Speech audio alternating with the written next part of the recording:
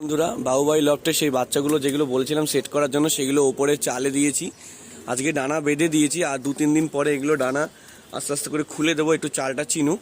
নতুন নতুন বাচ্চা তো, 3-4-5টা বাচ্চা নয়, 7-8টা বাচ্চা আছে। যাই হোক, একটু নিচে একটুখানি বয়স্ক পায়রা ছেড়ে রেখেছি, বিডার পায়রা, আর উপরে কিছু ওই পায়রাগুলো ছেড়ে রেখেছি, ওই যেগুলো সেটিং করবো আর কি বাচ্চাগুলোকে। দেখুন, আপনারা কমেন্টে জানাবেন যে কেমন কি লাগছে, আপনাদের অবশ্যই জানাবেন। অনেক বন্ধুরা জিজ্ঞাসা করে যে বাচ্চাগুলো কিভাবে সেটিং করো দাদা। সেটিং করতে গেলে ভালো করে চাল চিনাতে হবে বন্ধুরা।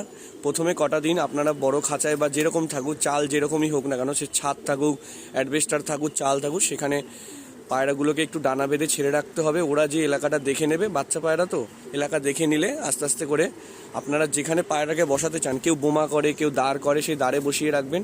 তারপর আস্তে আস্তে ডানা খুলে দেবেন, আয় আয় করে ডাকবেন, খোপে ঢুকাবেন, করবেন। দেখবেন যে পায়রাগুলো আস্তে আস্তে আস্তে আস্তে নিজের মতো অভ্যাস করে ফেলবে। এতে কি হবে, আপনার পায়রার সমস্যাও হবে না, পায়রাগুলো সেটিংও হয়ে যাবে তাড়াতাড়ি, আর পায়রাগুলো কোনো চাল বেচাল করবে না, পায়রা সব বাড়িতে এসেই বসবে।